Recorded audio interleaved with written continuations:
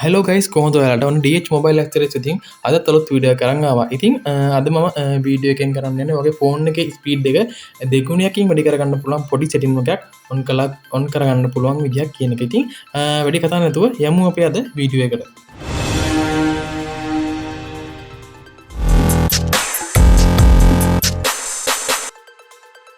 ආයාලුවනේ වගේ ෆෝන් එකක් දැන් පාච්චි කරදදි හිරෙනද එම නැත්තං ෆස්බුක් YouTube යනකොට හෝයාගේ වේම පාච්චි කරන ලොක ස්ලෝගතියක් දැනවාද ඉතින් ගොඩක් අය තන්න ෆෝන් එක පරණ නිසා මේ වෙනවා කියලා ඒත් ඇත්තන ෆෝන් එක තියෙන සිටිං කිපය වෙනස් කරලා ඔයාලට පුළන් මේ ප්‍රශ්න විනාඩීම් සතගන්න ඉතින් අද වීඩියෝගේ මවාලට කියල් දෙනවා කිසිම ඇප්පයක් නැතු ඔයාගේ ෆෝන් එකේ වේගේ දෙගුණයක් වැඩි කරගන්න රහස් ක්‍රම තුනක්. ඉතින් වීඩියෝ අවසානකම් බලන්න.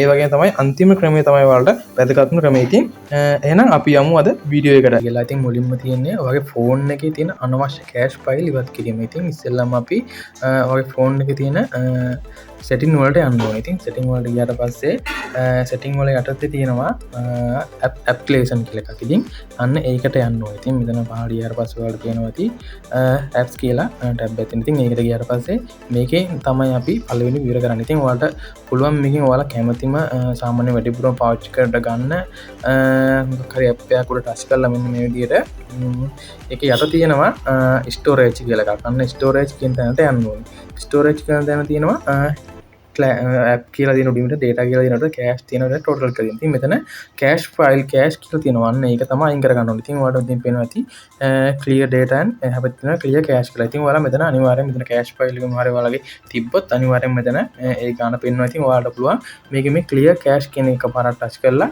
ඔයාට පුළුවන් මේගේ අනවශ්‍ය කෑශ් ෆයිල් ටික අයින් කරගන්න ඉතින් මංවට තව කරලා පෙන්න්නම් මෙන්න විදිහට කියලා සාමාන්‍ය අපි ගමු ජෙල්ටේ ගමුකෝ මම ගිහිල්ලා මෙතන ස්ටෝරේජ් කියලා කියලා ස්ටෝරේජ් එකට යනවා ස්ටෝරේජ් වල තියෙනවා මේ කෑෂ් කියලා. ඉතින් කෑෂ් කියන එක අපි මේක එන්න මේ ටික තමයි අයින් කරගන්න ඕනේ. අයින් කරගන්න ඕනේ. ඉතින් ඔයාලට පුළුවන් මේකේ වැදගත්ම දේ තමයි ඔයාලට ක්ලියර් data කියන එක කිසිම වෙලාවකට ටච් කරන්න එපා. එහෙමත් ඔයාගේ ෆෝන් එකේ තියෙන ෆොටෝස් වලට හා ඔයාගේ වැදගත් දේවල් වලට හානි වෙන්න පුළුවන්. ඉතින් ඔයාලට කරන්න තියෙන මේක හැපත් තියෙනවා ක්ලියර් කෑෂ් කියලා. ගන්න එක එකපාරක් ටච් කරන්න. එකපාරක් ටච් කරාට පස්සේ ඔයාලට පේනවා මෙන්න මේ හරිය ක්ලියර් කෑෂ් තියෙන ෆයිල් ටික අපිට ඔක්කොම අයින් කරගන්න පුළුවන් වුණා. ඉතින් ඔන්න ඔය විදිහට තමයි පළවෙනි එක කරන්න. ඊළඟට මම කියන්න යන්නේ ඔයාලගේ ෆෝන් එකේ තියෙන බෑග්ග්‍රවුන්ඩ් ඇප්ස් නිසි ලෙස පාලනය කරන්න ඕනේ. ඉතින් ඒ කියන්නේ අපි වගේ ෆෝන් එකේ තියෙන පල්ලෙහා තියෙන රීසන්ට් ඇප් බටන් එක හා එහෙම නැත්නම් පල්ලෙහා තියෙන ඔයාලට ඉරි කෑලි තුනක් අන්න ඉරි කෑලි තුන උඩ ටැප් කරන්න. එතකොට ඔයාලට මෙන්න මේ විදිහට අපි ඉස්සෙල්ලා පාවිච්චි කරපු ඇප් ටික බලා ගන්න පුළුවන්. ඉතින් මේකෙන් වෙන්නේ වගේ මේවා අපිට හරියට අයින් කරන්නේ නැත්නම් මේකෙන් වෙන්නේ වගේ RAM එක අපේ ෆෝන් එකේ RAM එක පාවිච්චි කරලා ෆෝන් එක ස්ලෝ කරන එක. ඉතින් ඒ නිසා හැමතිස්සෙම ක්ලෝස් all බටන් එක දෙන්න ඕනේ. මොකක් හරි ඇප් එකෙන් අයින් වුණ ගමන් ඔයාලා එහෙම නැත්නම් ඇප් එකෙන් අයින් වුණ ගමන් අනිවාර්යෙන් මේක තියෙනවද කියලා බලලා ක්ලෝස් all බටන් එක දුන්නාට පස්සේ ඔයාගේ ෆෝන් එක ක්ලියර් වෙනවා. ක්ලියර් වුණාට පස්සේ ඔයාගේ ෆෝන් එකේ තියෙන ස්පීඩ් එක පොඩ්ඩක් වැඩි කරනවා මේකෙන්. ඉතින් ඔන්න ඔය තමයි දෙවෙනි පියවර මම ඔයාලට අරගෙන ආවේ. යාළුවනේ මේක තමයි තුන්වෙනි පියවර. ඉතින් මේකෙන් තමයි වගේ ෆෝන් එකේ ස්පීඩ් එක දෙගුණකින් වැඩි කරගන්න පුළුවන් සුපිරිම ක්‍රමයක් තමයි මම ඔයාලට මේ සෙටින් කියා දෙන්න යන්නේ. ඉතින් අපි ඉස්සෙල්ලාම යමු මුලින්ම යමු අපි සෙටින් වලට. ඉතින් සෙටින් වලට ගිහිල්ලා ඔයාලා යට තියෙනවා මේකේ සෙටින් වලට ආරෝහය යට තියෙනවා about phone කියලා. ඉතින් about phone වලට යන්න. about phone වලට ගියට පස්සේ ආවට බලා ගන්න පුළුවන් build number කියලා අපි setting on කරගන්න ඕනේ. ඉතින් මෙතන build number කියලා එකක් නැහැ.